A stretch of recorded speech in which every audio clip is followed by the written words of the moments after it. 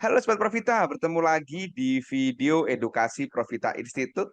Pada kesempatan hari ini kita akan diskusi nih, akan sharing-sharing, akan cerita tipis-tipis tentang fenomena yang banyak dialami oleh retail. Ini ada beberapa pertanyaan, Mas, kasih tips dong supaya nggak mudah dikarungin bandar, katanya seperti itu. Oleh karena itu, mari kita diskusi, teman-teman. Kita cerita tentang 4 penyebab retail mudah dikarungin bandar. Jadi apa sih penyebab retail itu mudah dikarungin bandar? Karena fenomenanya banyak retail yang cerita, aku beli saham mas harganya naik, setelah aku beli harganya turun, gitu kan? Aku beli saham mas harganya turun, setelah tak jual harganya besok naik, gitu kan?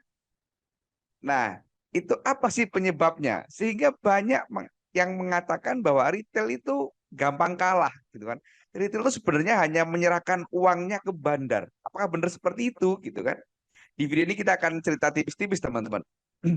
Menurut saya, ada 4 penyebab yang membuat retail itu mudah dikarungin bandar.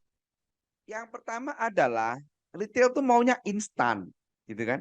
Maunya itu kepinginnya sekarang beli, besok harga naik, naiknya pun tinggi, gitu kan? Ini maunya instan. Dan yang kedua, bila ada saham naik tinggi, langsung ikut berebut. Kenapa ya? Karena maunya instan. Berharap itu kenaikannya masih terus berlanjut tanpa pernah mengecek bahwa ternyata pada saat naik itu bandar sedang buang barang, gitu kan? Makanya saat harga naik tinggi itu rata-rata kalau ada saham yang naik tinggi, kalau kita lihat doanya, gitu kan? Akumulasi distribusinya, maka biasanya itu retail yang menguasai sebagai top buyer. Sementara bandarnya itu jualan.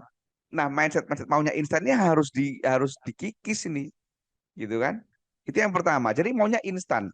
Yang kedua adalah mudah panik. Harga lagi naik, gitu kan? Kemudian turun dikit langsung sell.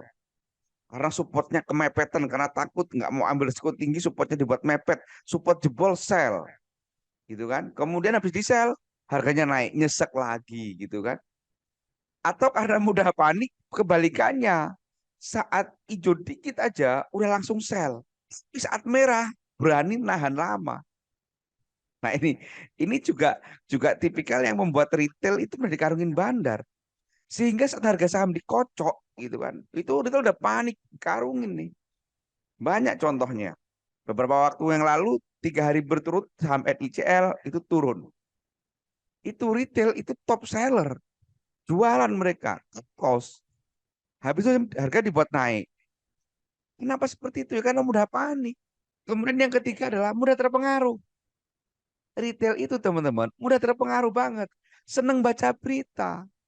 Ada berita bagus langsung ikut beli. Banyak contohnya. Antam beritanya profitnya naik, beli.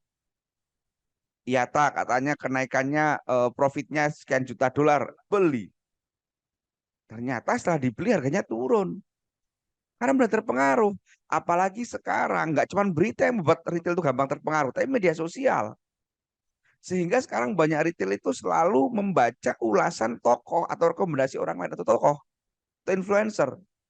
Kalau masih ingat beberapa waktu yang lalu sampai si Raffi Ahmad dan Ari Lasso sampai dipanggil OJK karena dia mempromosikan suatu saham, gitu kan.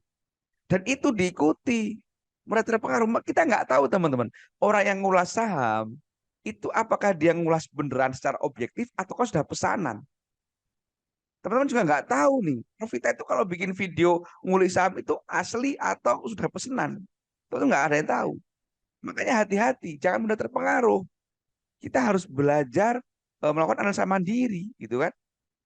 Dan yang keempat adalah yang terakhir nggak percaya diri. Hal inilah yang membuat seorang retail itu suka stres apabila ngelihat foto orang lain hijau, punya dia masih merah.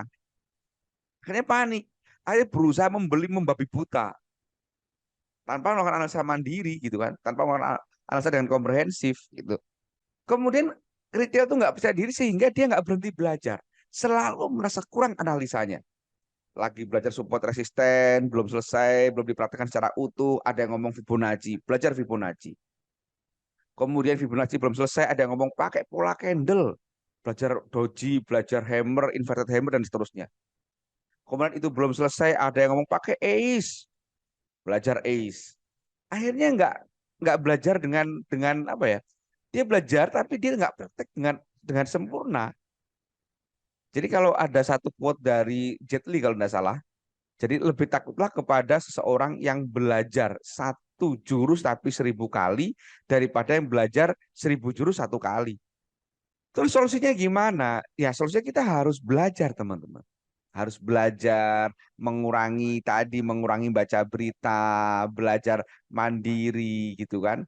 Lebih tenang, nggak mudah panik, jangan maunya instan, kita harus mau lihat proses. Nggak ada ceritanya orang trader itu langsung but sukses gede, nggak ada gitu kan. Nah, bagi teman-teman yang belum tahu cara analisa saham dengan komprehensif, saya ingin sampaikan bahwa di Profita itu ada kelas privat, teman-teman. Kelas privat Profita itu one on one, satu peserta satu mentor dan bergaransi uang kembali 100%. Jadi, kalau teman-teman ikut kelas Profita sampai tidak bisa melakukan analisa mandiri hingga cuan, uangnya akan dikembalikan utuh. Materinya lengkap, teman-teman. Mulai dari definisi saham, kemudian cara analisa, bahkan memilih saham dari 800 saham mana yang dipilih, mana dianalisa, termasuk juga ada psikologis trading, membahas hal-hal seperti ini, ada money management dan manajemen cut loss. Kalau teman-teman tertarik, silakan hubungi 0823 789 5928 atau cek kolom deskripsi untuk informasi lebih lanjut. Demikian video kali ini, semoga bermanfaat. Terima kasih. Wassalam.